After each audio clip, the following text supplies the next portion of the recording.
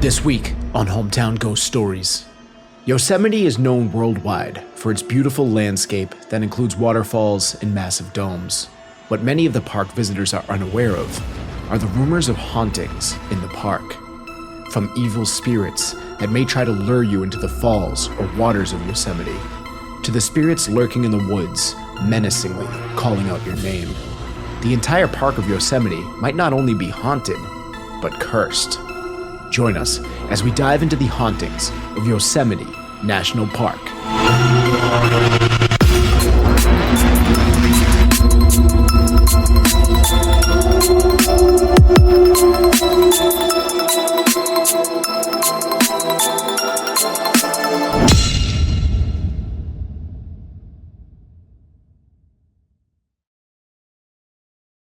Hometown Ghost Stories contains serious and often distressing events and is not intended for all audiences. Viewer discretion is advised. O'Kenna was searching frantically for her friend Diani at the top of Bridevale Falls. They were out collecting material for basket weaving and had decided to brave the trip up, even with all the warnings the elders had given them about going there. The girls wanted very specific material, though, and knew this was the only place to get it. As O'Kenna dashed around the trees, her calls began to get drowned out more and more by the falling waters nearby. The warnings kept racing to the front of her mind. Stay away from the falls. Pohono will lure you over the edge. Her grandmother had told her many times from childhood up until her passing. The tribe as a whole, for the most part, heeded this warning, only venturing up in big groups if they absolutely had to. The legend of Pohono, along with instances that had occurred several generations before, made the tribe respect the boundaries. O'Kenna tossed her collected materials to the side and yelled louder and louder into the void as she continued towards the sound of the crashing water. Now the actual legend of Pohono began to play in her mind. In O'Kenna's culture, Pohono meant evil wind. It's believed that he inhabits the mist of the waters coming from the falls and looks for opportunity to prey on those who venture too close. O'Kenna had heard the stories of the girl who about 50 years before had been lured to the edge and pulled in by the spirit. A group of young men from the tribe who were nearby on horseback raced to the bottom of the falls to try and find the girl, yet no body was ever recovered. Shortly after, the tribe began to hear the singing of the girl coming from a distance near the area that she had fallen from. Pohono did not just lure people to their doom, he also trapped their spirit in the water. Only when the trapped soul lures another to take their place will the spirit be released to enter the afterlife themselves. It was then the tribe's camp was moved away from anywhere close to the falls. O'Kenna was still panicking as she got into eyesight of the falling water. She began to slow down. Not only did she see Diani standing over the edge, but it sounded as if the falls themselves were singing. O'Kenna walked closely up towards Diani, not wanting to startle her. A few feet away, O'Kenna slowly said Diani's name. At that moment, something appeared to pull her into the falls, and she was gone. O'Kenna didn't even have time to reach out and try to grab her. She returned to her tribe, terrified, shocked, and devastated. An emergency council was held as the other members went to search for Diani. They never found her. O'Kenna couldn't sleep that night. She got dressed and headed for a walk. As she walked around the dark tree line, she began to hear a faint voice towards the falls. She followed it, almost in a trance-like state, and the singing got louder as she recognized the voice. It was Diani. She must be okay, she started thinking. As O'Kenna approached the falls, she saw a figure by the edge. Diani was standing in the same spot she had fallen from. The song she was singing was calling O'Kenna over, and she didn't resist. She approached excited to bring her friend back home. Diani reached her hand out, and Okenna extended to grab back. Suddenly, the figure wasn't Diani anymore, and the now transparent-like figure with evil eyes grabbed at Okenna and pulled her into the falls. I'm Rob Coakley, and this is Hometown Ghost Stories, Yosemite National Park, California.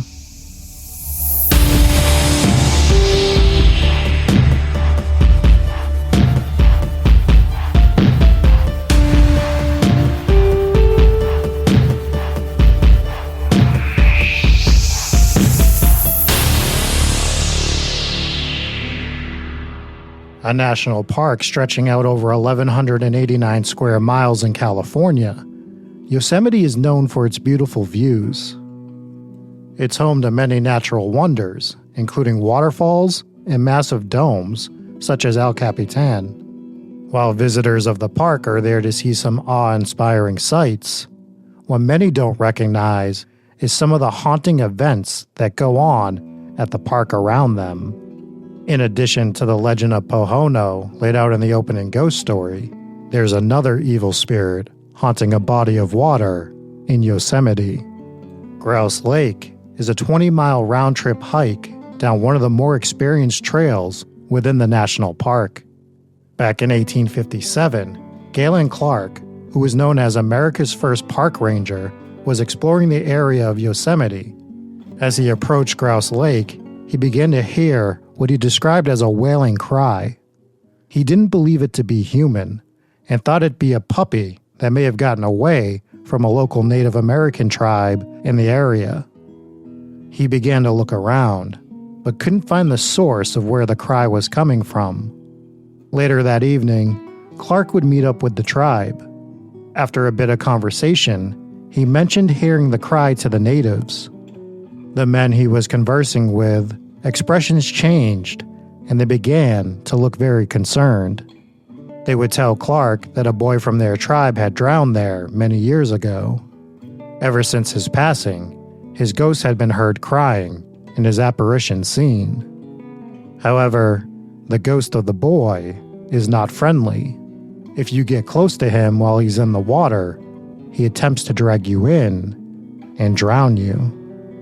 Tanaya Canyon is said to be the Bermuda Triangle of Yosemite, where many accidents have occurred and people have gone missing. A very dangerous hiking and climbing area. Signs are posted everywhere, letting people know to keep out if they're not up to the task.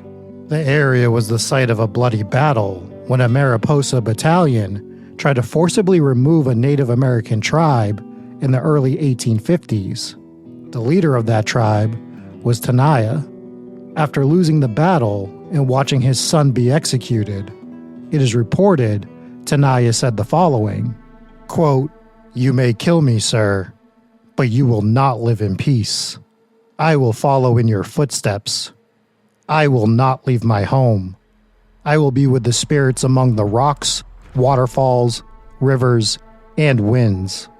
Wherever you go, I will be with you. You will not see me, but you will fear the spirit of the old leader and die. The great spirits have spoken," end quote. And this is where the Yosemite curse of Tanaya Canyon was born. Among the many disappearances and strange occurrences is a story by a legendary climber by the name of Ron Keok.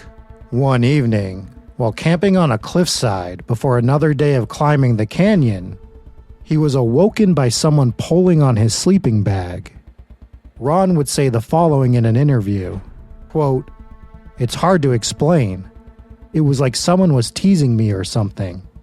It wasn't anything too dramatic. There weren't lights flashing or flying around you. I just recognized that there was something else there. When we were there was something around us. Crazy things happened there that you can't explain," end quote. If a ghost pulling on your sleeping bag while you're passed out on a cliffside is a little too extreme for you, maybe you would feel a bit safer staying at campsite number 6. Then again, maybe not. A man who decades prior took his own life is believed to haunt the camp. Guests have reported between the hours of 11 and 3 seeing a man swinging from a wooden structure before disappearing. Perhaps nowhere in Yosemite is safe from having a paranormal experience, though. A family recently shared one of their experiences to the internet. The family was traveling to Yosemite for vacation. The family consisted of a mother and father and several teenage children. The parents were looking for a relaxing vacation, but a few of the kids really wanted to test their skills in the famous park. A camp was made in an area that many people didn't venture to, and the kids, we'll call them Hannah, John, and Roger, quickly found a hidden trail near the camp. They explored the trail for hours, finding many unique structures that they wanted to come back the next day and see again. After making plans to come back the following day, the teenagers began to head back to their camp. As they were about halfway done with the trek, they began to hear a voice call out, "Hannah! Hannah!" It was a bit muffled, but they believed it was their dad calling them back to the camp for dinner. The problem was, when they got to the place where the voice was coming from, no one was there. As they looked around, they noticed that off in the tree line, there was a tall, skinny man wearing a flannel shirt with a beard, staring at them with a blank expression. The kids got a bit freaked out and started walking again towards their camp. As they did, they heard a shout of, "Hannah! Hannah!" coming from where the man had been standing. The kids ran as fast as they could back to the camp and told their parents what happened. Park rangers quickly came to the tents and took a report. After an investigation of the area, no one was found, and no one else had seen the man in the flannel shirt. Some believed it to be an actual man, but that would beg the question, how did this man know Hannah's name? This detail, along with the disappearing, has led many to believe it wasn't a man at all that was calling out Hannah's name, but something else a bit more sinister. In Yosemite's realm, where darkness reigns and towering cliffs cast eerie stains, there lies a secret whispered low of spirits lost in endless woe. Beware the mist that veils the falls, for within its depths the spirit calls, a siren song, a chilling cry that beckons you to come nearby. In every rustle of the leaves, a ghostly presence silently cleaves to the soul of those who dare to roam in Yosemite's dark, haunted home. So if you wander in this domain, beware the spirit's mournful strain, for once they claim you as their own, you'll wander lost, forever alone.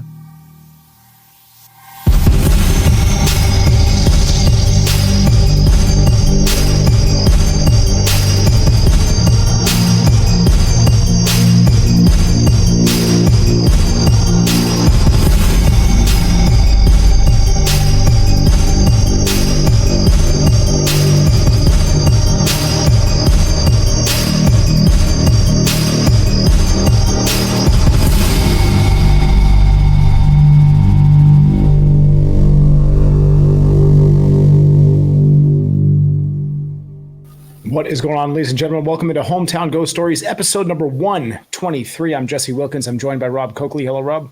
We cover so many places that are indoors, right? Like hotels and houses. When we start talking about stuff that's outside, it's sometimes even creepier. It absolutely is. Your mic's making weird noises, so go ahead and try to fix that. We're also joined by Dave. Hello, Dave. Hello. Nice job on that, Rob. Very creepy. This one is Yosemite. Very interesting stories here, very unique hauntings, which we love We also love everyone that's joining us in live chat. They were going off today with the gifted memberships. Tess gifting 20. Crazy Legs gifted 10, then came back and gifted another 10. Papa Squatch Velcro Sticks, Aussie joining up for 12 months, 6 months, and 2 months. And then Ryan P gifting 10 Hometown Ghost Stories YouTube memberships. Thank you guys so much. Enjoy your new emotes to everyone who got gifted. Make sure you say thank you to the people that donated to you. So that's amazing. Absolutely awesome. It's good to have everybody here. Rob, how are we sounding over here? Probably great, because I always sound great. Yes. Other than the opening 30 seconds of that show, you sound fantastic. So that's good. We are here to talk about Yosemite National Park with some of the scariest national park stories. We didn't cover everything. There's so many ghost stories and cryptids here and videos we have to do. We're probably going to have to do a side content cryptids episode just for Yosemite. I have a video I need you guys to watch at some point for some of the stuff that's been seen in this park.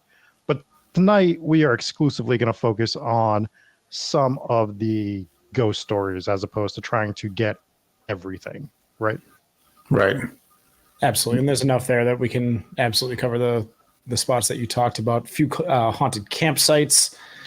We went camping in what was it, Miles Standish State Forest last year. And that actually is a haunted forest, but we were just there for the camping. We weren't really for that. I didn't experience any hauntings, but it was that's a haunted forest. But I would love to go visit Yosemite and go camping there. Now, Rob, some of that footage you took in person, right? You went there? Yeah, I went to Yosemite in December, so some of that footage was from myself. Learned a lot about just going to Yosemite. So a funny thing about Yosemite is if you GPS it, it takes you to this gate and you're like, oh, I'm finally here. Wrong. You're at the gate to Yosemite, and then you have to drive another hour into Yosemite before there's even anywhere to park and get out of the car. So plan accordingly if you're going there. And I would say try to give yourself at least a full day and night, or 2 days there, because you're never going to see all of it in even a week probably. But a day, you're not going to get enough at all. Yeah, and there's so many big parks like that and forests and things where it's like you can go there for sure and you can make a day trip out of it, but you're definitely not going to see everything. And obviously, if you want to, try to experience the paranormal or some kind of hauntings, then you're going to need to spend some probably a few nights there. But that's jarring. I mean, at least it's not a situation where you had to park at that gate and then get out and walk for an hour just to get to the park. Or it would be more than that if you're driving. Walk for an hour, right? To still be 30 hours away from the walk. But yeah, it is beautiful. Once you get to like places you can park and look, just some of the scenery there, the domes and the waterfalls, it's sights that you just don't get to see everywhere. I mean, especially around us, right? Do we even have a hill around us that's 30 feet tall in Massachusetts? Like if you go to Western Mass, maybe, right? So yeah, the Berkshires have some hills out there. Yeah, that are about 40 feet tall. So we're talking about massive cliffs here at Yosemite. It's beautiful, but some of these stories are very terrifying as we were covering them. And some of them sort of tie together without being tied together. Do we want to just start jumping into the legend of Pohono and the waterfall spirit? Yeah, absolutely. So that opening ghost story is what many know as the legend of Pohono at Bridevale Falls. And I sort of added a bit to it, but the tale of Pohono and what has happened there in the past is the tale of the two Native American girls, where one of them was on the edge and got pulled in by Pohono. And you can hear singing. It's almost like a siren, right? Like we hear of sirens, you and to sea. And that's sort of what happens here. And the Native American tribes of the area were terrified of this place. They wouldn't go up there. They warned people of it. They said there's an evil spirit up there by the name of Pohono, which translates to evil wind, is the way that many believe that is interpreted from the language. And you go up there and it just practically steals your soul and traps you there. And in a cruel twist of fate, then you're trapped there until you trap somebody else, and then you're finally released. So you have to do it to somebody else in order to free yourself from that sort of curse. I've heard of other curses like that, and actually one was the curse of La Llorona, and people have believed that her spirit was she had to collect the souls of children in order to replace the souls of the children that she drowned in order for her to pass on into the afterlife. So that's why they believe she wanders around, and kind of similar too, where she doesn't really sing, but she cries. I wonder if the reference to the wind that the Native Americans had, if that was just a translation thing, or if the singing was attributed to maybe the sound of wind howling. I think what it was is they believed that the wind was what was pulling them into the waterfall. They believed that the wind was coming, and his spirit within the wind was what was pulling in the people to trap their spirit. Because then you could have a natural explanation for it, like, oh, the wind just blew this person back or something like that. But if that's tied in with the haunting, then that's kind of the explanation for it. Pretty terrifying scenario. So have people perished here in that scenario, or is it just like they get pulled back in the waterfall, like, oh man, that sucks, I'm all wet now? Well, we don't have any current day stories of people falling into that specific waterfall, but we're going to talk about disappearances at national parks in general, especially Yosemite, and perhaps we just don't know about it, right? Because you go over the falls, if no one's there to see it, your body's probably not going to be found. Right, yeah, or it'll be found washed downstream, God knows where, and who knows how you ended up in there, right? And those are really big falls. Wasn't there recently a homicide that ended up in Yosemite, or was that, maybe I'm thinking of Yellowstone, high profile one? I'm not sure. You're on Rob's on like a delay is killing me. Like a news broadcast delay, and it's just crushing everything right now. Let's take one brief moment here while we're waiting for Rob to catch up on whatever we just said 4 minutes ago. This episode is dedicated to Glitter Tees, Cami from Washington, VIP member on Patreon. Absolute legend. Rob just left, so hopefully I don't know. But he's probably restarting his computer. Yeah, the delay is driving me nuts. It's so hard to figure out when somebody's going to talk or not. But we deal with technical issues sometimes. But you know what? We always work through it because we're troopers. We are. Yeah, usually it's your internet that's giving us a problem. I know. I got a pretty creepy story from Yosemite pulled up in front of me right now. And it's not really ghost. Well, it might be ghost related, but it might not be. This feels more like maybe cryptids or just something unusual. But it was from one of the workers who worked like the backwoods area where there's only 15 employees, and basically they have to go out and they have to keep obviously radios on them, and they have to basically prepare that if something goes wrong, they are going to be about a day until they get help out or can be rescued if they're in a serious situation. But this guy was out there and he was startled when he saw the head of a deer, and it was, which not abnormal to see the head of a deer, because it, if it was just attached to the rest of the deer, that would be fine. But this one wasn't. It was a severed head of a deer, and he found out that it was nailed to a tree, and it obviously had its eyes missing and flesh stripped from it and whatnot from animals.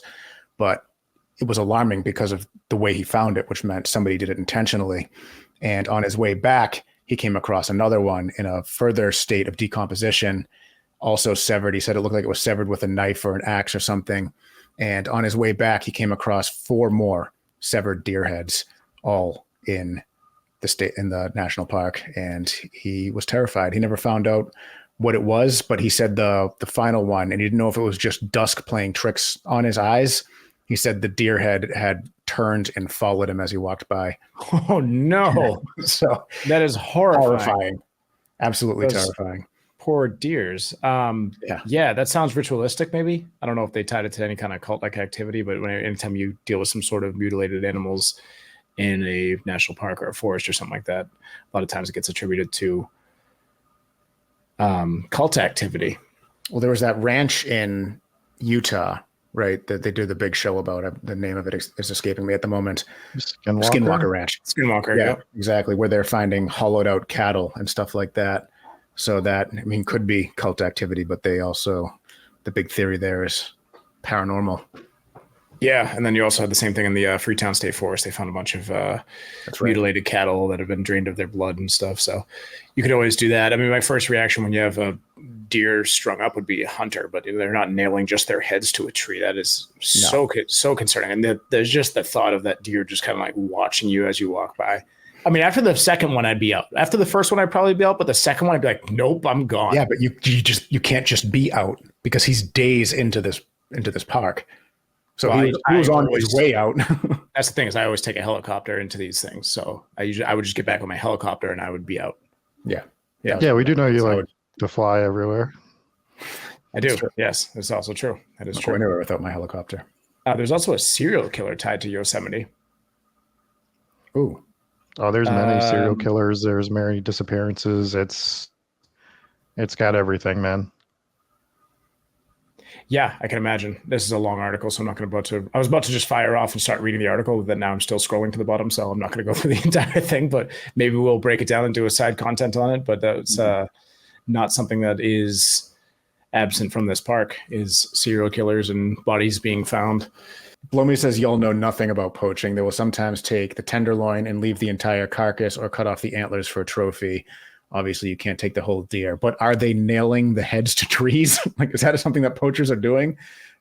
Yeah, maybe. That seems like something you wouldn't need to do. That seems like an extra step done by a weird person.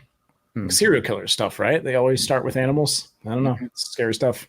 So let's talk about the boy in the lake, because I want to sort of talk about this one after we've talked about the Pohono one, because it's very similar. And you have two different Native American tribes that these stories are attributed to, but they're sort of the same story with a little bit of a twist, right? It's obviously not a waterfall, it's a lake.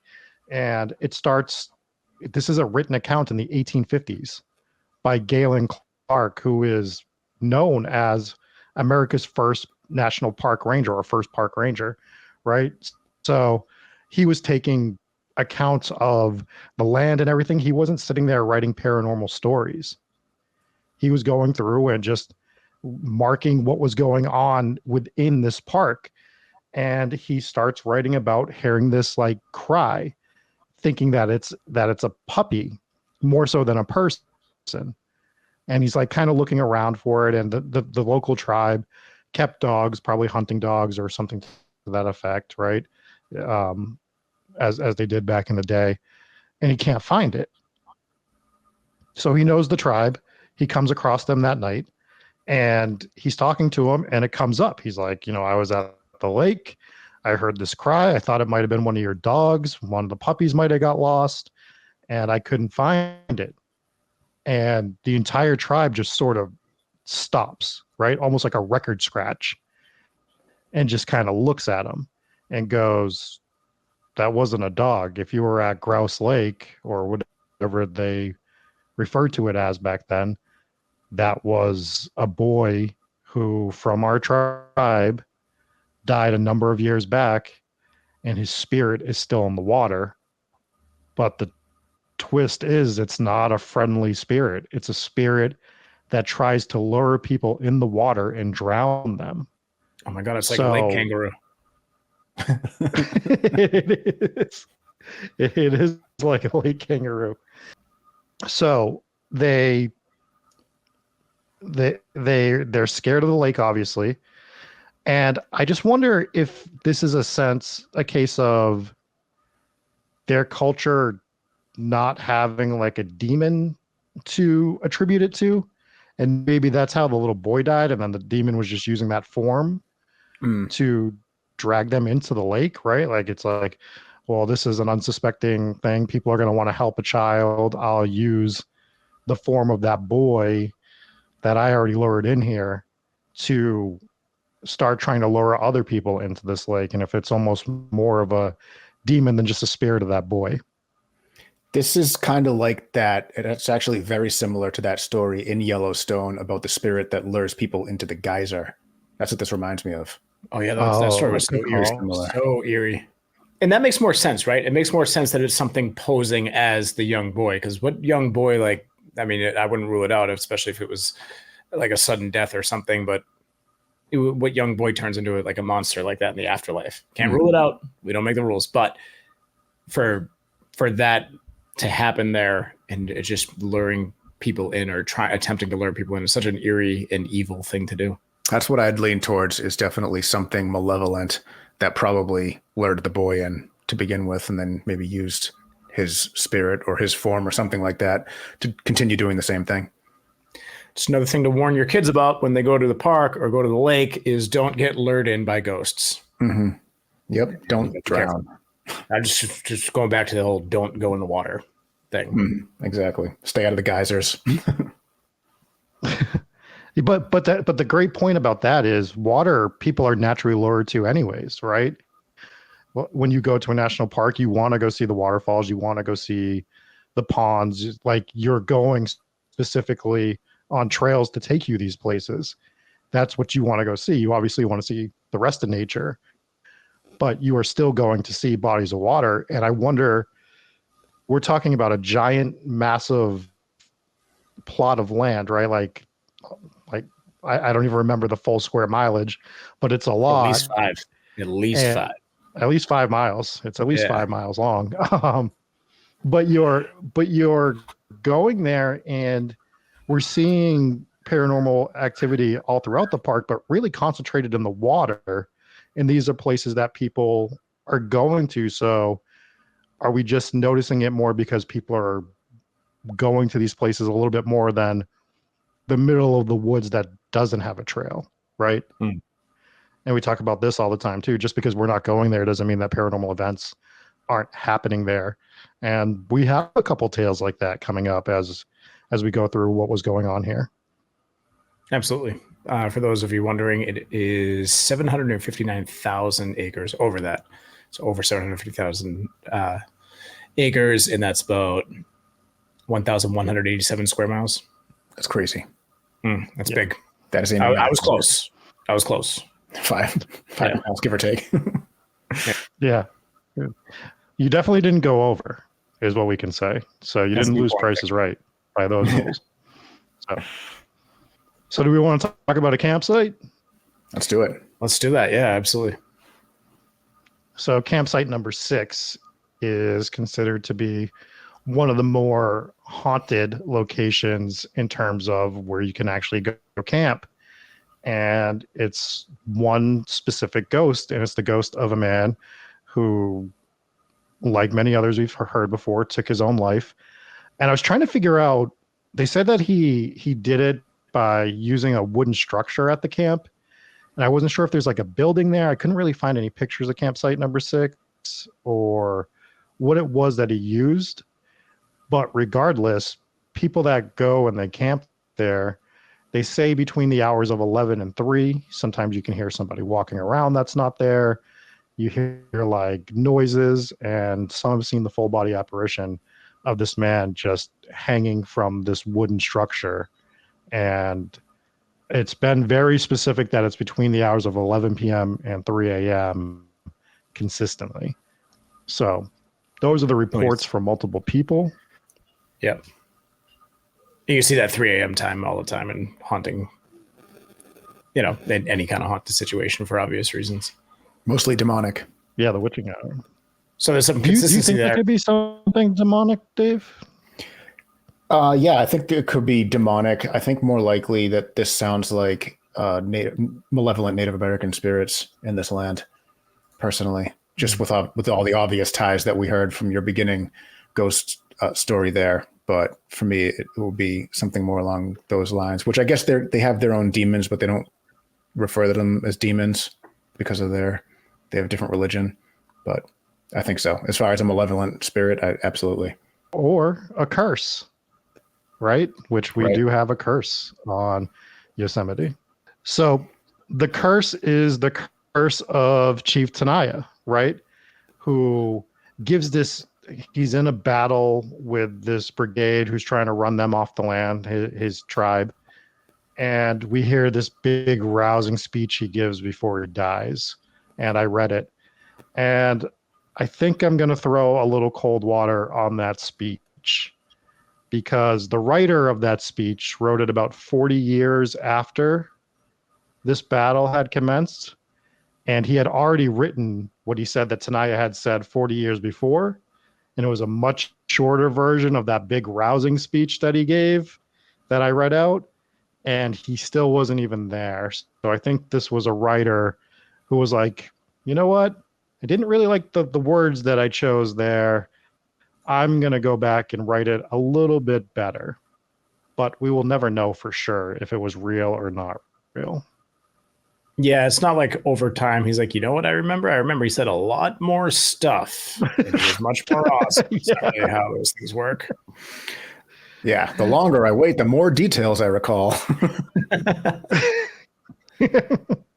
Yeah, so as I was reading that, I'm like, I think this guy might have just been trying to lay claim or, maybe win a Pulitzer or something with this speech that he's writing. But regardless, he still could have tried to curse the land and the people that he watched his son get murdered in front of him, right? Like, so I'm sure something was said. Do we know exactly what it was? No, but placing a curse on the people or the land around absolutely could have happened. And we see that other places, but we see a lot of Yosemite having curse-like elements to it, and Tanaya Canyon especially, where you have, again, we talked about people who are not, we talked about a park ranger. He's not writing paranormal stories. We talk about a guy who climbs cliffs for a living or for fun or however he gets sponsored for that. He talks about going to Tanaya Canyon, and when he's there, it doesn't feel right. Something's off about the canyon. And he's the one that had the sleeping bag pulled on him, and other people have felt like they've been pushed on the canyon, and lots of people perish on this canyon. It's dangerous by itself, right? Yeah, like, canyon is not really a place falls. that you want to get. Sorry, canyon is not exactly a place you want to start getting pushed by ghosts or by anything. No, exactly. No, It's no. dangerous enough without the curse. Absolutely right. Yeah. So the curse could be over the majority of Yosemite, and just like mostly, concentrated in certain places for sure. So it's just it's a real scary place, man. I mean, we have people falling off cliffs, we have disappearances, we have ritualistic murders, just regular murders, and we just talked about how large this place was. You can go missing and never be found like that, right? And that's why Yosemite and other national parks are beautiful, but just innately scary on their own right for the paranormal stuff and the non-paranormal stuff. Yeah. It's like the that Valley of the Headless Men, just so expansive, so much empty space where if you find yourself in this area or any area like it, like you said in the beginning of the episode, that it's just, even take all the paranormal stuff out of it, it's terrifying to be in a spot that's that expansive with that few people in it when you're in most cases by yourself or close to it. And also, like, people don't take into account, like, this isn't necessarily like most of this place probably has absolutely no lighting, so you forget how absolutely pitch black it gets at night. If you're lucky, the moon's out and that's going to give you a little bit of light, but a place this expansive, no street lights, no lights coming from houses, no spotlights, no cool rope lights going from trees to trees. It's like, this is pitch darkness, wilderness. You've animals, wildlife to deal with as well. And then you add in the hauntings, and it just adds to it being absolutely terrifying. And just the terrain itself. It's like you just stumble off a canyon by accident, get pushed off a canyon. Right. But it's still on the list, so that's fun. Have you guys ever been to one of these places where there's just, you're way out there and there's just no light pollution at night? And have you looked up and looked at the sky and see what it's like? It's insane. Because we're from, we're all from the suburbs here, close to the city. There's light pollution everywhere. So you look up and you say, oh, there's like 100 stars up there. But if you get yourself out into one of these areas that are completely isolated with no light solution, there's more white than black in the sky at night. It's insane. That is nuts. Yeah, I've been to a few places like that, and it's just like, this isn't what it looks like. Yeah. It's crazy. Driving through Arizona comes to mind when you bring that up, just at night, where you're 30 miles, 30 minutes between towns. There's nothing else there.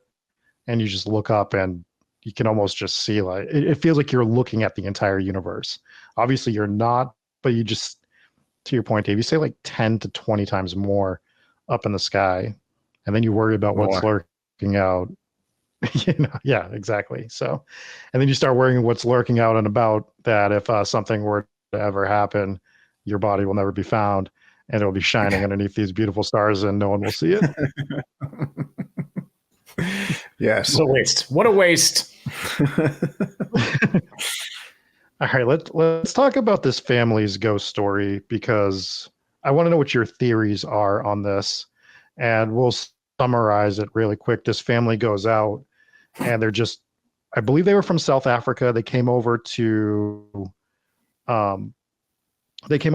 Yosemite to camp out. They weren't going there to like do Tanaya Canyon or go insane with their outdoor adventures. They just wanted to go hike some trails, camp out, see Yosemite. The kids were teenagers. They wanted to go, you know how you are when you're a teenager. Some people want to test their mettle from, walking through a campsite. And some of us want to do a front flip off a cliff when they're 16 and end up belly flopping it. I don't know who did that. I can't imagine. It was definitely not me. But regardless, when you're a teenager, you want to push your limits a little bit. So these kids go out, they find like a trail that nobody really takes, and they're excited about it. They're marking it. They're excited to come back the next day. And as they're leaving and going back to camp, they just see this man. And the actual description of the man was a tall, skinny man wearing a flannel shirt with a beard, and he had dreadlocks, right? And they're looking at him, and he just looks unsettling. And then he starts calling out their sister's name, right? Or with the sisters there, her name. And they just start hearing this name. He calls it out twice. And at first, they didn't see him. The name actually comes first.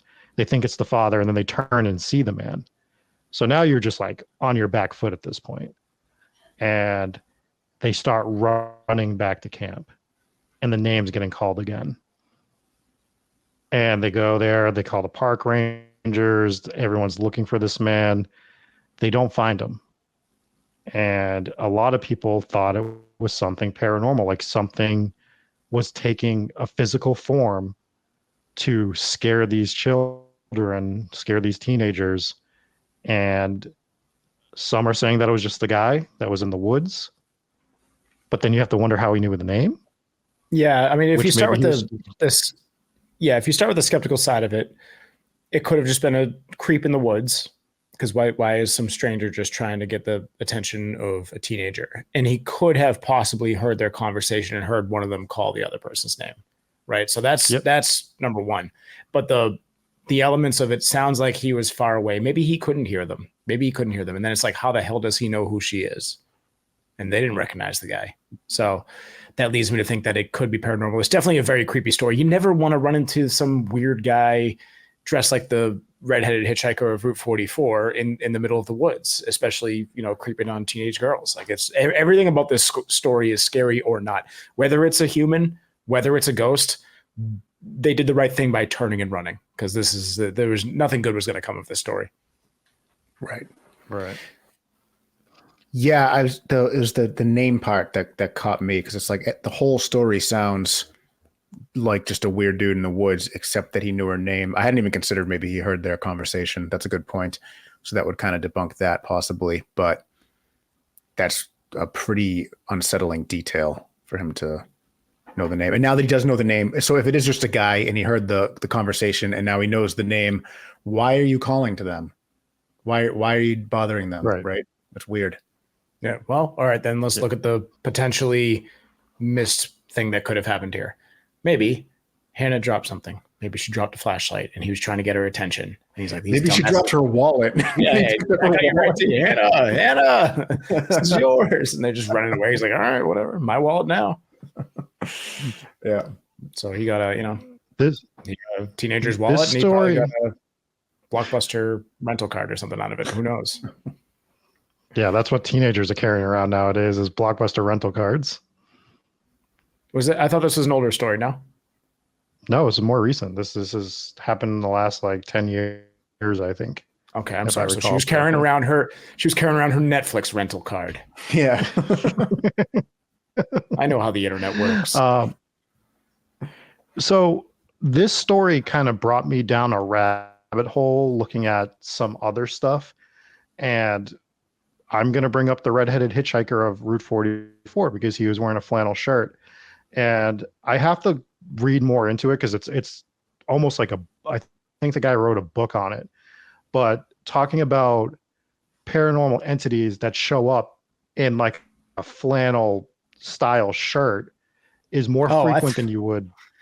I thought you meant the guy wrote a book on this story. I'm like, what? Where else is this story going to go? Like, how did you get a whole book out of this tiny little story? Well, it started in Bridgewater, Massachusetts, and the redheaded hitchhiker hitchhiked all the way across the country to Yosemite, and he grew his hair real long. It's just a travel blog, actually. It's just a long travel blog about his trip. I would read. He was trying to flag Hannah down to get back to Massachusetts. So yeah. But it turns out you can't travel with a Netflix rental card, so he was shit out of luck. Yep, that's the rule. Mm-hmm. And Netflix has to draw the line somewhere, Dave. Netflix is like, we don't make the rules.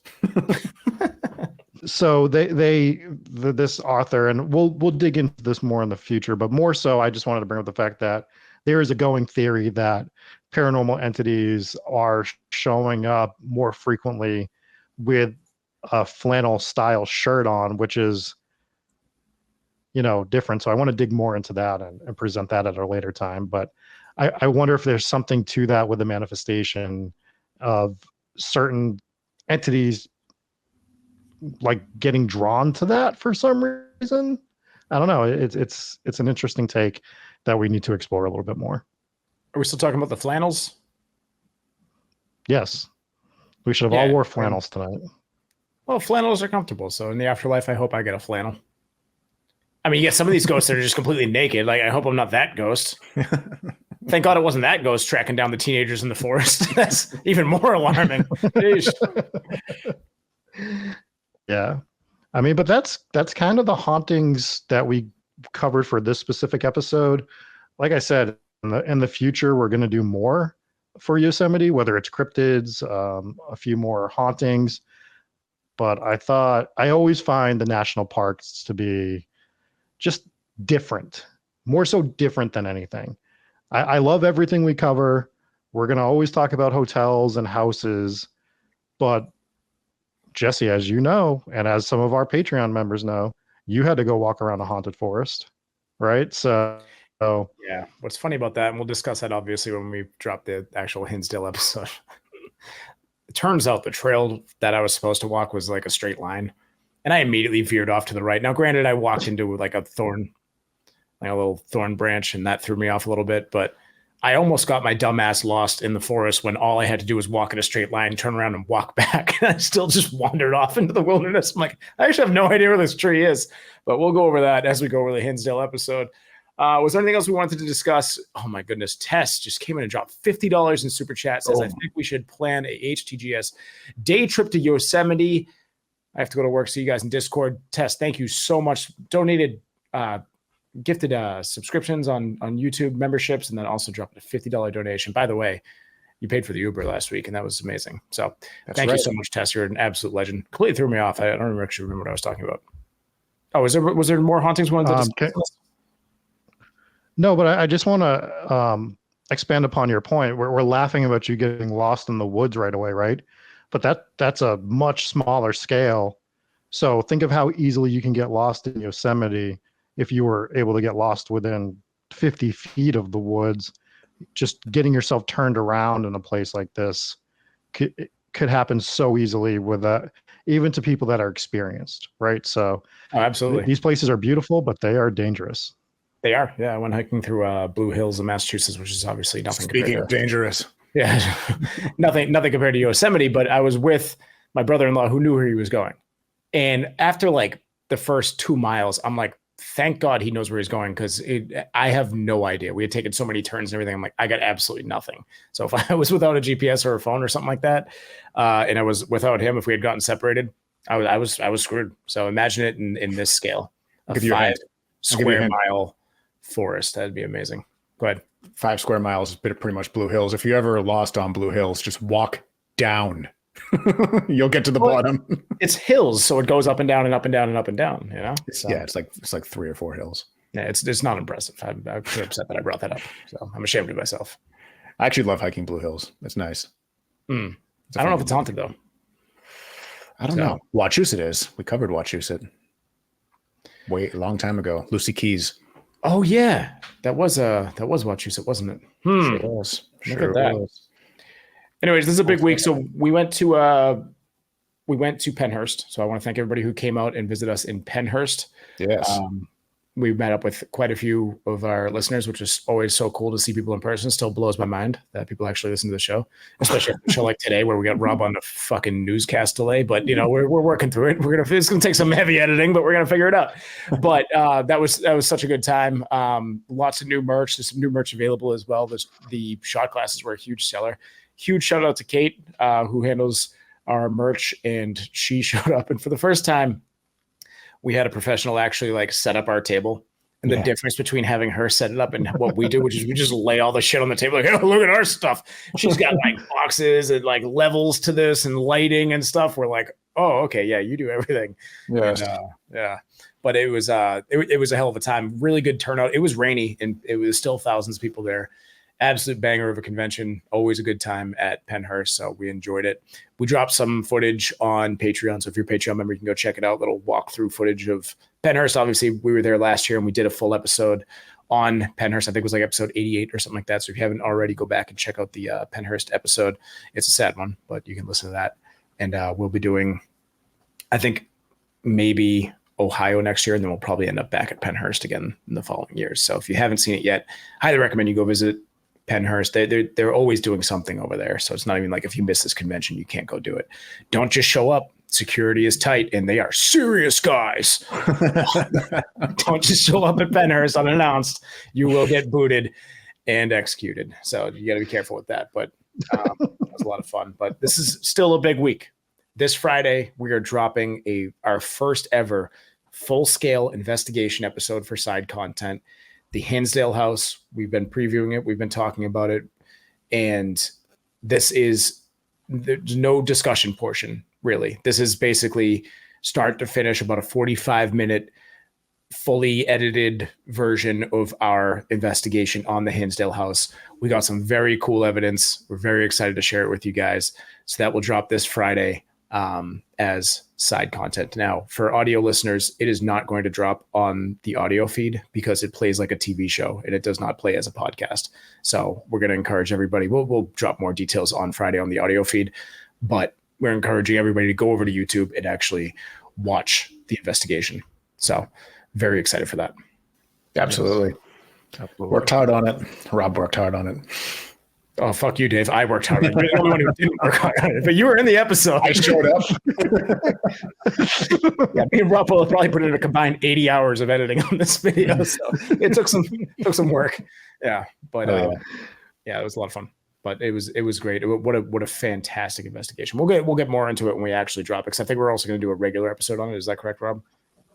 Yeah, next Tuesday we're going to do Hinsdale House. We're going to cover the history of it, and we're going to talk about our investigation. So we'll do our normal show on Tuesday. We'll talk about the history of the house. We won't put any of our investigation footage in there, so please watch the investigation before you watch or listen to next week's episode. And then we'll talk about the history, and we will talk about what we saw there and what we felt there and everything else next Tuesday. Mm-hmm. Absolutely. So I think for Friday, we'll probably drop it as like a YouTube premiere. So you guys can hop in on live chat and comment on what you're seeing. We'll drop more details in Discord, everything like that. So if you haven't already, swing by Discord and join that to keep updated on that, or check out the socials. We're everywhere: Facebook, YouTube, X. So swing by and do that. But I think that'll pretty much do it. Thank you guys for sticking around for this episode. Once again, thanks to Tess for donating and gifting memberships. Crazy Legs with 20 gifted memberships. All the people that joined. Matthew T dropped 10. Then we got a $2 donation from Crazy Legs, a $5 donations from the Potato Geist, and Tess P dropping a $50 donation there. I think we hit on everyone that donated, right? Ryan P as well, if I didn't mention that. So thank you guys so much. That's awesome. And do we have reviews we want to go over? I'm going to save those for next week since my connection isn't the greatest right now. But while I was gone, did we talk about who this show was dedicated to? I did mention it. Yeah, Glitter T's came in from Washington. So thank you so much, Glitter T. You're an absolute legend. If you want an episode dedicated to you, you can become a VIP on Patreon and potentially get an episode dedicated to you. But speaking of Patreon, let's thank our patrons real quick. Starting with the VIPs, we have real Ted. quick. I just want to expand upon the VIP, like the dedication. We're calling you the RIP of the week, basically now, which is our really important person, really in shape platypus, whatever you want to go with RIP. That's what we're going with for the dedication going forward. Hell yeah. I like that. And it's kind of the ongoing joke with the RIP. As far as we know, everyone that we've dedicated an episode to is still alive. And let's hope it stays that way because we love you guys. Starting with Tess, we also have Dave D, Kate and Steve M, Blazora, Glitter T's coming from Washington. Once again, this episode's for you. Siobhan, Not Sharon, Kelly C, Jennifer P, Nick, Donnie N, Inspires Gaming, Allison V, Robert H, Anna C, J9, Mallory K, Mom and Pops W, Lisa J, and still hoping the Onania Club gets released someday. What is that? Do we know what the Onania Club is? Am I pronouncing it wrong? I don't know. I don't know. I was trying to figure that out. I don't know. I don't remember. It must be something we forgot from an episode. Might be. Anyways, we also have Apple Stuff. We have Leslie F, Michelle M, or Michelle, Rachel G, Her Lady Spook Ship, Nefarious Chad Poles, Wahini Pirate, I Am the Bridge Witch, and I Hate Rob, Julie Gooley, Eugene M, Kath Q, Blockbuster Card Holding, Red-Headed Hitchhiker Ghost. Very good. We have DC, Chris Connolly, LBPS founder, Next HTGS guest. Chris Connolly, also somebody that we ran into again at Pennhurst. Absolute legend. Love running into you and catching up. And I also ran into another member of his LBPS team in our hotel in the morning. I was heading out to go catch my plane, and I was sitting down eating a bowl of cereal like an absolute child. And I saw her shirt at LBPS. We started talking about it. They were talking about how they did an overnight investigation on at Pennhurst that night, and she was telling us about some of that stuff that they caught. So super cool. Anyways, Chris, always good to see you, and it was super great catch up with your team as well. We also have the other Rachel B, Sarah Cook, Stitch Kitten, Ambi Rose, Janice G, Lily, Rachel B, Rob's Internet is a demon child that is planning a slow death for you. I'm sorry, slow death on you. Papa Squatch, Old People Ribbon Candy was the best. Steph A, Stan the Man with the Ham Hands, and loving it. Thank you guys so much for being part of the Warrens Wards. And next up, let's jump into the Ghost Pirate Mafia, kicking it off with Chrissy. We also have Kelly C, Ela Dennis. I think it's Isla. We have all caps, Crazy Legs, the Potato Geist 2, the Mashining. WV Coal Miner, hashtag Dave, please kill Rob. The trick-or-treater that purposely skips Rob's house. I would too. Bree, not Brianna, Miss Macabre, Team Jesse Forever. Yes, stand strong. Nikoru, Cold Warrior. Rob doesn't make the rules, but he does love Ohio. The internet old episode reference. Oh, no, I'm sorry. I'm just reading internet. Insert old episode reference here. D from H-Town, Meta A, Sarah B, Dominica, still waiting for you, the Winchester Mystery House. Monster Mom 04, Allie, Dark Snark, I Hate Jesse, also known as the Soft Serve Manlet. Megan S, Morgan S, just heard, oh man, this is so hard because you made it all one word. All right, just heard a demon was arrested. They got him for possession. Oh, nice. It was very difficult because it was no spaces. Yeah. All right. One big word. Anyways, also have Sharon V, Marie R, Arcade Hunters, Wayne C. Shout out to Harmony Lynn, who's up too late. Crystal Quinn. Colby has rejoined the group. Daddy Rob is the greatest? It says greased. Daddy Rob is the greased thick boy Freddie eats Jesse's farts. Alicia E. Thick boy vendetta against Rob for telling thick wife that I said he sucks Dave's farts. I curse you, Rob. Hashtag forever cursed. It was chaos. Thick boy Freddy just finds, like, he says no to character limits. They abide by his rules. Rob on a mission to find the worst hotel Wi-Fi. I think he's got it now, folks. We also have Rob's internet is run by 3 ghosts in a flannel shirt. Sam, I love that those are back to back. We have Sam from the Paul, Joe Waterfall, Siren, R, Paul from St. Louis, Al Capone. I miss when the shows were all about me. Huggy Bear, must read in a British accent. I'm on Team Jesse. Polar Flare, Mariah M, Kiralee J, Anthony. My attention span is as short as Rob T. Look at that. Rob gets a short joke. We have Cody G, Brandon W, Hoopily Whoopily, Bridge Witch, and Corn Drew. Thank you so much for being on Patreon. That was amazing. Yeah, some very good internet jokes there. And look at that. So Rob gets a short joke, and Rob gets all the internet jokes. The tables are turning, Dave. Things are looking up for you. How the turntables. Hopefully don't look up too high because we won't be able to. Things are always looking up for Dave. Anyways, that'll do it. Thank you guys so much for joining in. Be there on Friday. It is only going to be on YouTube, so YouTube exclusive. If you're on Patreon, you can already get access to the Hinsdale investigation video, so make sure you go check that out and let us know what you think. Also, let us know what you see. There could be things that we missed. So we appreciate every single one of you guys. Thank you so much, and we'll see you back on Tuesday. Bye.